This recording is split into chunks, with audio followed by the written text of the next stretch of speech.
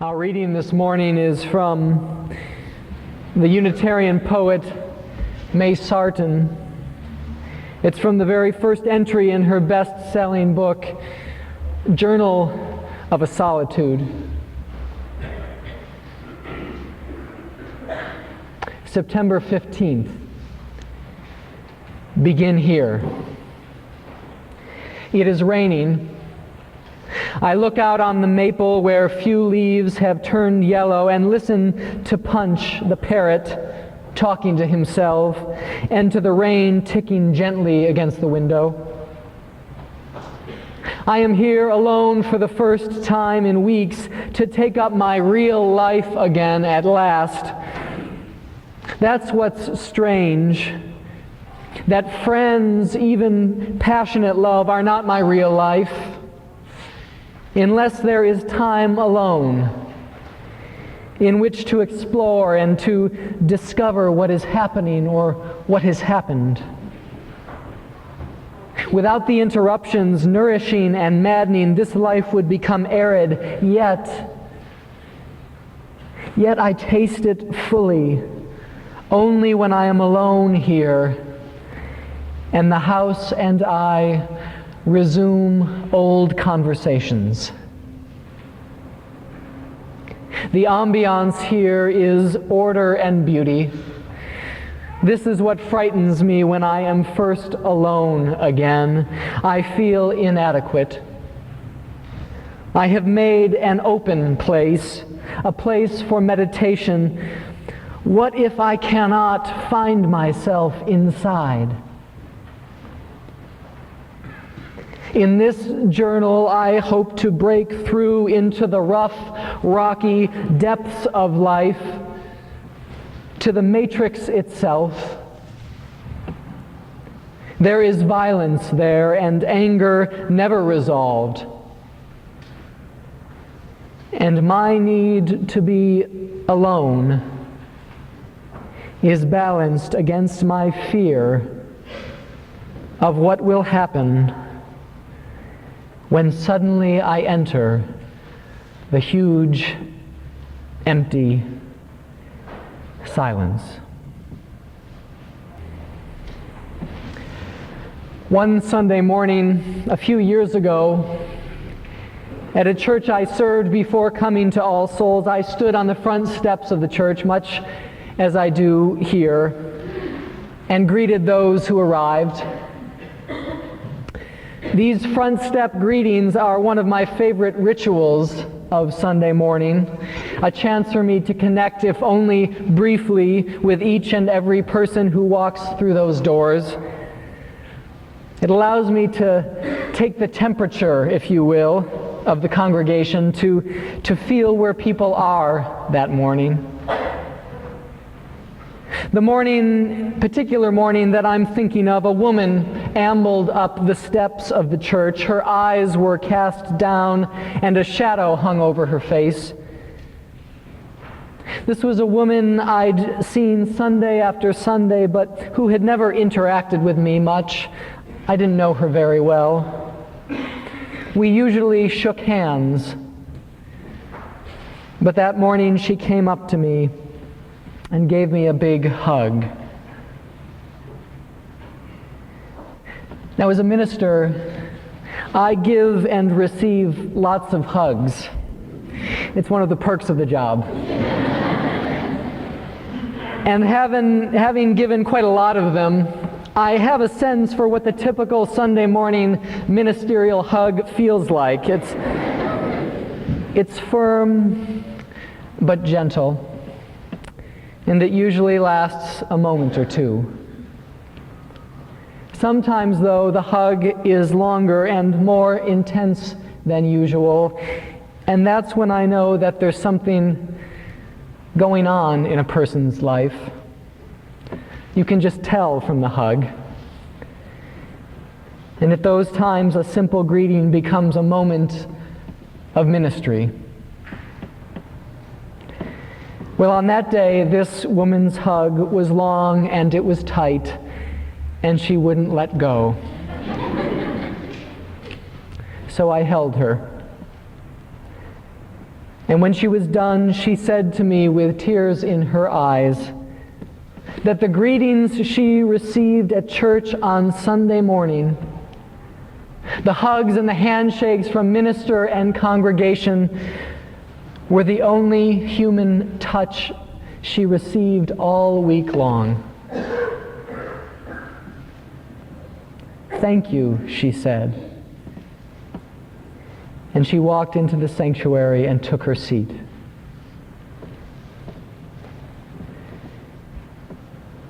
Loneliness is a horrible, horrible thing. And it is far more pervasive than we can imagine. Partly because when we are lonely, we always think we're the only one. But loneliness is not confined to those who live alone. It plagues married and partnered people, families with and without children, people with lots of friends, young, old, middle-aged. Loneliness runs the gamut. Indeed, therapists confirm that it is the most frequently cited reason that people seek professional counseling. Loneliness saps our vitality.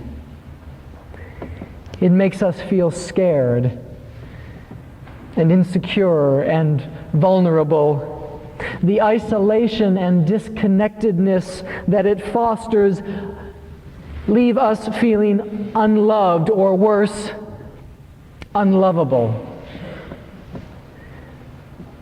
Loneliness is an assault on our sense of our own worth and dignity, a worth and a dignity that are our birthright and that we should never have to question.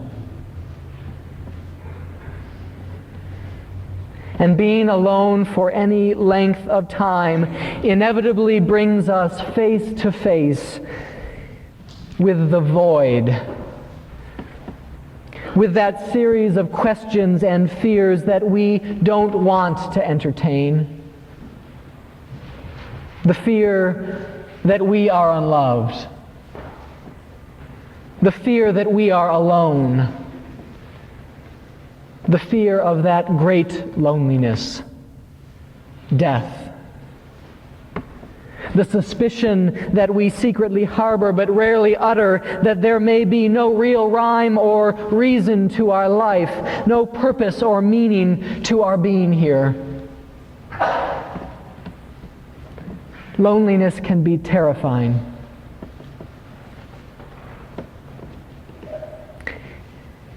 And so we do all we can to avoid it, don't we?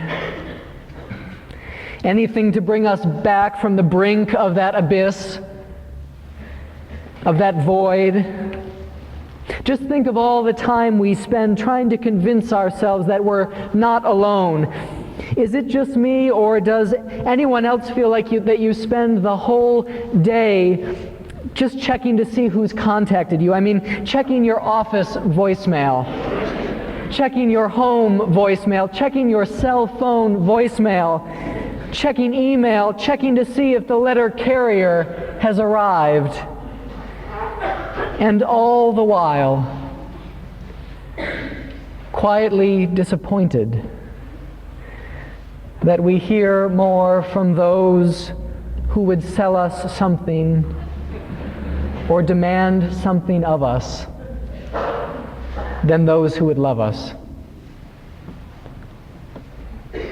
Even in this frantic and dense urban environment where the streets are snarled with traffic and the sidewalks and cafes crowded with people, even here we are alone.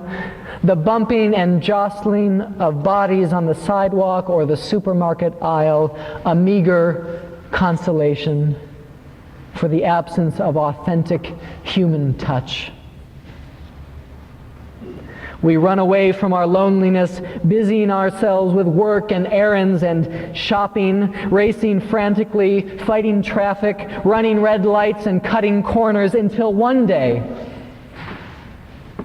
says Langston Hughes, until one day You hurry around the corner, and the person you bump into will be yourself. And then you'll know there are no more corners to turn. You can't run anymore. All our voicemails, all our frenzy can't save us from our loneliness. Eventually, we must meet it face to face and confront what it is we find there. Only when this happens, friends, only when we stop fleeing our loneliness and instead allow ourselves to settle into it, to rest in it, to tolerate the void, to ask the painful questions that need to be asked, only when this happens can we begin to transform our loneliness into something richer.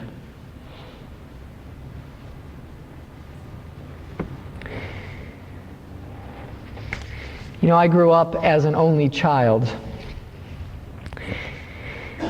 And I've come to believe that one of the many gifts of the only child, is that she develops the ability at an early age to cope with loneliness.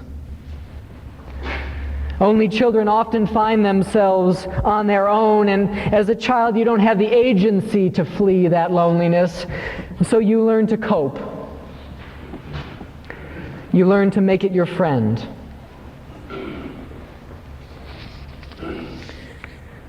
There was a great piece by Adam Gopnik in the New Yorker magazine a few months ago. In it, he expressed concern about his 4-year-old daughter's psychological development. You see, his daughter, also an only child, had created an imaginary friend. That childhood playmate who shares our toys and dutifully takes our orders. But this little girl's imaginary friend was different from all previous imaginary friends in one significant respect, and therein lay the author's concern for his daughter. You see, his daughter had imagined a friend who was always too busy to play with her.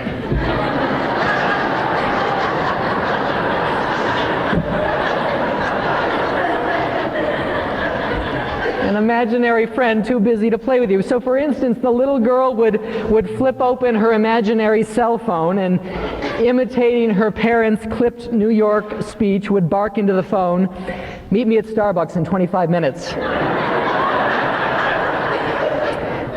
Nervously, the girl's parents would watch to see if this time the imaginary friend would make good on the play date.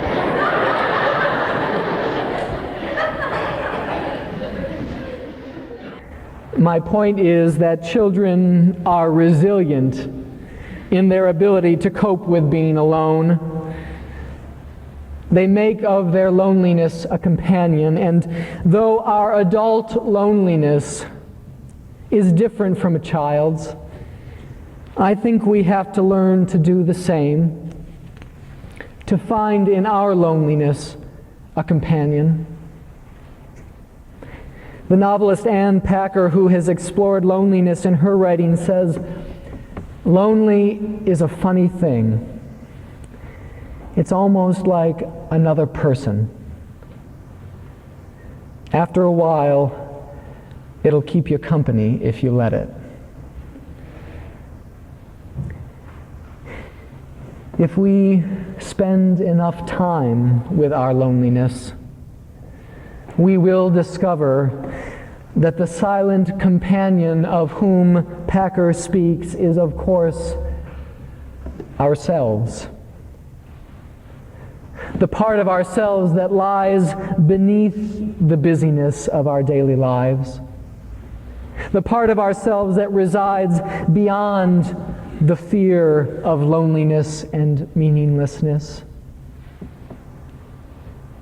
That place beneath and beyond is a place called Solitude.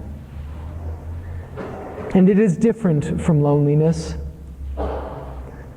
A little bit further along in her journal, from which I read this morning, May Sarton would write the memorable phrase that loneliness is the poverty of the self, and solitude is the richness of the self. And the self is both poor and rich. Poor because we were created as interdependent beings made for love. And so alone we are incomplete, insufficient, vulnerable.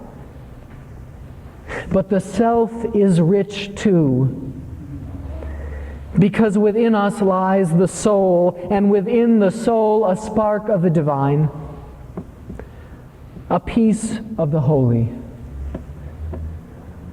a limitless world waiting to be discovered.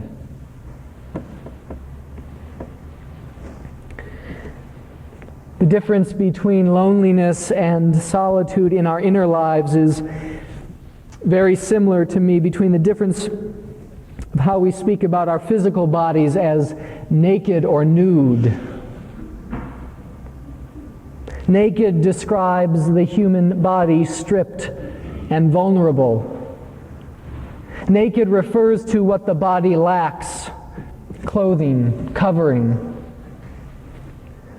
Nude, on the other hand, refers to the bare body as a thing of beauty, a work of art, a sculpture. Similarly, loneliness describes all that is lost when we are alone, and solitude, all that is gained.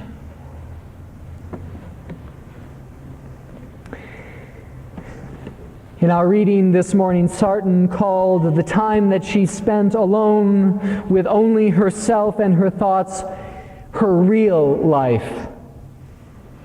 Because for her, all the socializing and loving that she did in the world wasn't real unless there was an opportunity to stand back in silence and reflect on it, to discover who she was and what she cared about and what she believed,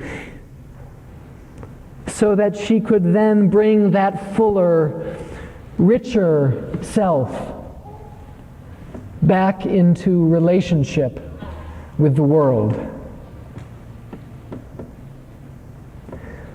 Solitude can lead to a rich communion with the soul, a conversation, really.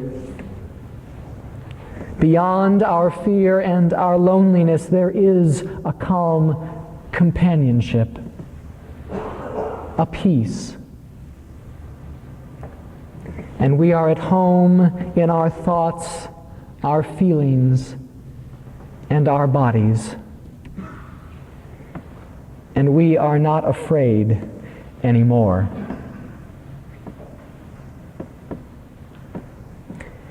In solitude, we do as Sarton sought to do in her journal, to break through to the rough, rocky depths of life, to the matrix itself. And this is a religious task. The conversation that we have with our souls in this solitude is the fountainhead of the spiritual life from which all else flows. The great religious philosopher Alfred North Whitehead says, religion is what the individual does with his own solitariness.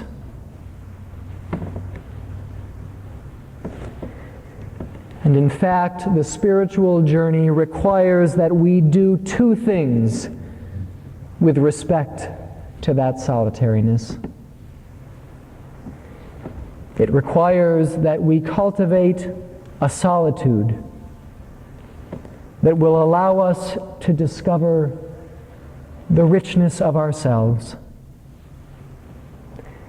And it requires that we create community so that we might alleviate the poverty of the self.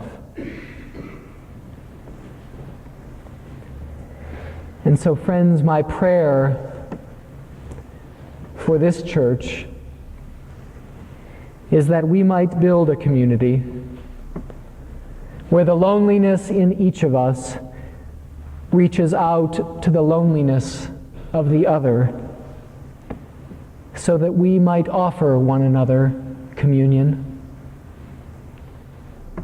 And further, a community where the solitude in each of us reaches out to the solitude of the other, so that we might offer one another a glimpse of the holy. May that be our prayer this day. Amen.